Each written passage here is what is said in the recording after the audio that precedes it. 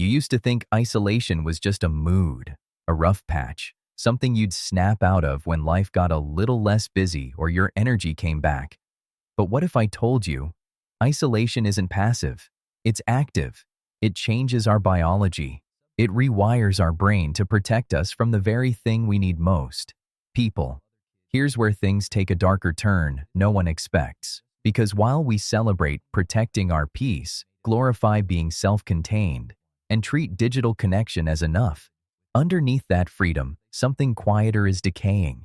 In this episode, we're going to expose what chronic isolation actually does to your mind, body, and emotional circuitry, and why your brain might be keeping you lonely to protect you.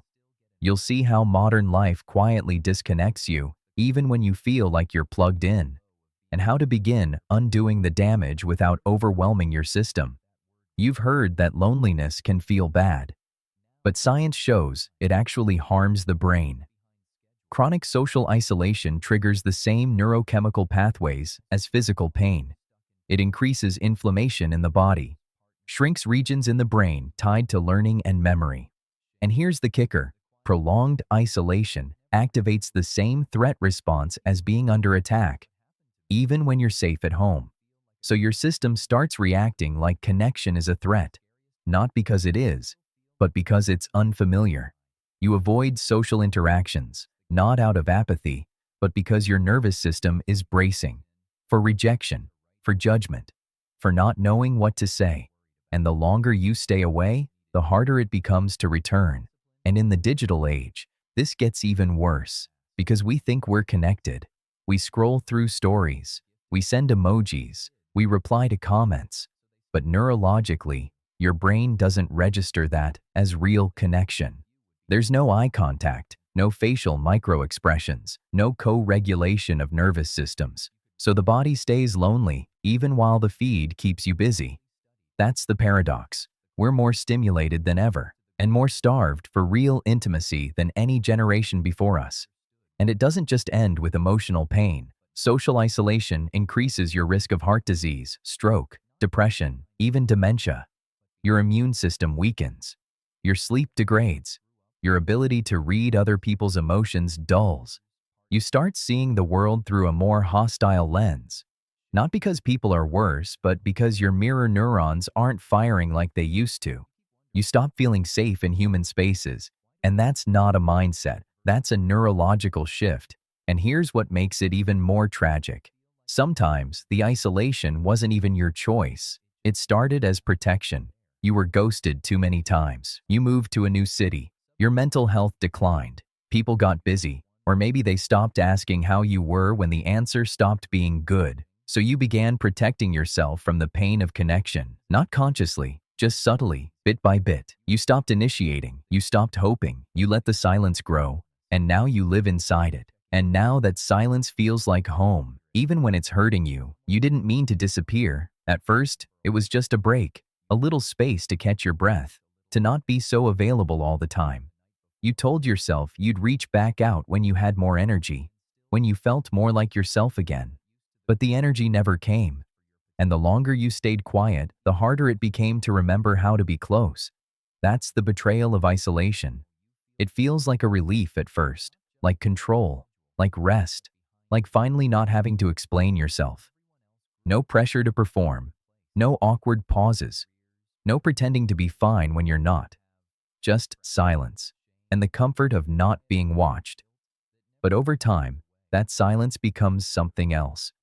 It stops feeling like a choice and starts feeling like a wall, not a physical one, but an invisible layer between you and everyone else. You see people laughing and connecting and living, and something in you aches for it. But you also feel like you're watching it through glass, like you forgot the instructions for being part of it. And here's the part that no one prepares us for. The longer we go unseen, the more convinced we become that there's something about us that shouldn't be seen. You start filtering yourself before you speak. You assume your presence is too much, or not enough, or somehow inconvenient. So you pre-reject yourself before anyone else has the chance. That's the paradox. Isolation was supposed to protect your nervous system, but it ends up rewriting your worth. Because connection isn't just a social activity, It's how your brain remembers that you exist in the world. And when you go too long without being mirrored, without being responded to, you begin to lose the sense that you matter at all. Not because there's something wrong with you, but because the part of you that once reached outward learned that reaching hurts. So now, instead of risking closeness, your nervous system reroutes you towards silence, not as punishment, but as protection. It builds a smaller world around you, one with fewer variables, fewer disappointments, fewer eyes. And maybe that worked for a while, but now that smallness is starting to ache. Because the one thing it can't protect you from is yourself. And even without technology, the loop already existed.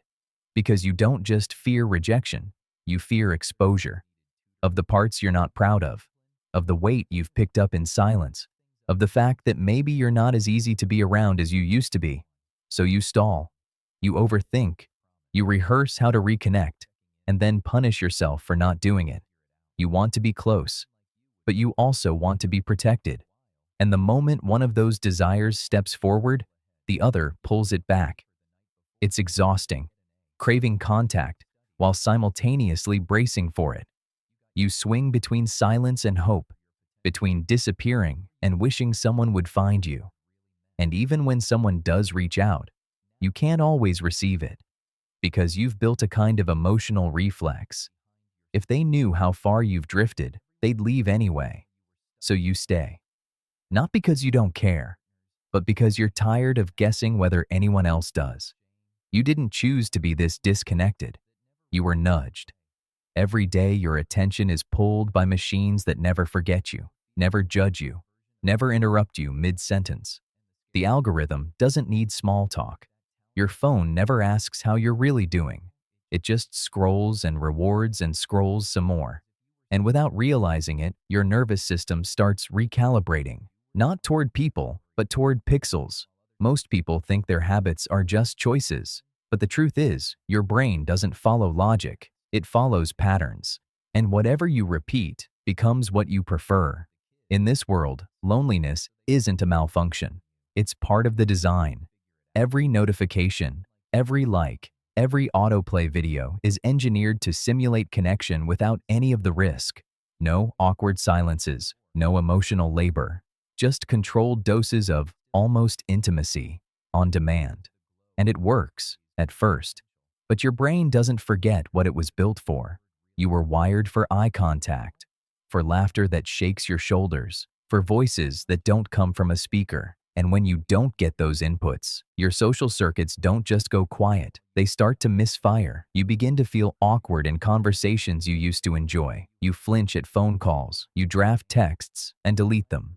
Because real interaction now feels unpredictable, and your system has been conditioned to prefer the safety of control. That's the loop. Technology offers relief from social effort, so you reach for it more.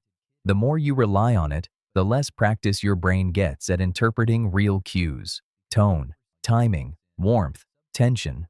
And the less fluent you feel, the more anxious you become around people. So you go back to the screen.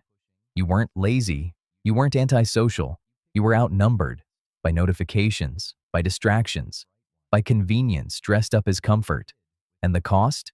You start mistaking simulation for connection. You start forgetting that real love can't be paused, and belonging doesn't come with a curated feed. You didn't isolate because you gave up on people. You isolated because, at some point, connection stopped feeling safe, or nourishing, or worth the cost. And maybe you didn't even notice it happening. You just stopped reaching out as much. You let messages sit a little longer. You convinced yourself they were probably busy anyway. And eventually, silence became the default. Not because it felt good, but because it hurt less than hoping. And it's only now, with enough distance, that you can feel the shape of what was lost. Not just relationships, but something deeper. The reflex to belong. The instinct to reach. The sense that you were part of something without having to perform for it. That's what isolation takes from you. Not just company, but context. You forget how your laugh sounds around people who get you. You forget what it feels like to be interrupted with warmth. You forget who you are when you're reflected back. And that forgetting, that's the saddest part, because it's not loud. It doesn't announce itself. It just erodes you slowly until even joy feels like a concept, not an experience. But please hear this. It wasn't weakness, or laziness, or failure. It was your nervous system doing what it was trained to do: preserve you, reduce risk, keep you small enough to be untouched. But that same preservation also kept you unreachable. And yet, if you've made it this far, if something in you stayed with these words, then something in you knows that this isn't how it has to end. You wouldn't be here, listening, reflecting, if there wasn't a part of you, quiet but persistent, that still remembers the shape of connection. Maybe not clearly, maybe not comfortably, but enough to ache for it. And if it aches, it's alive. That's the beginning. So what do you actually do with all this? You experiment. Not with perfection, not with pretending, just little actions, the kind that don't always work and aren't supposed to. You try showing up somewhere, even if you leave early. You answer the message, even if it takes 3 drafts. You let the world see a bit more of you, even if your voice shakes. Maybe you smile at someone on the street and don't look away first. Maybe you say hi to the neighbor you usually pretend not to notice. Maybe you book the class, even though you don't know anyone else there. And afterward, you walk home wondering when the last time was that you felt that kind of nervous excited. Maybe you sit across from someone you love, and instead of filling the silence, you let it hang, just long enough to feel real. You order one coffee inside instead of mobile pickup. You go to the park without your headphones. You try calling instead of texting. You show up to the gathering even if you stay near the edges. Or maybe you just let yourself want something again, even if it makes your chest ache a little. Because the world is oddly tolerant of effort. It forgives clumsiness. It even forgives disappearing, if you come back honest. And behind the discomfort, behind the awkward starts, behind the ache of trying, something else waits. A kind of closeness that isn't earned by being impressive, just by being real. If you move gently, if you treat yourself with just a little more care than critique, something shifts. You start to see that this whole time, you weren't avoiding people. You were trying to protect something soft in you that still wants to connect. That's what matters. And just so you know, I don't make these videos because I have the answers. I make them because these are the things I'm still trying to figure out too. This channel is stitched together from the places I've hurt. So if this video touched something in you, even slightly, stay here. Watch the next one. See what else opens. And if you're still not sure what to say or how to begin, just know, I'm glad you're here. I love you. For real. See you soon.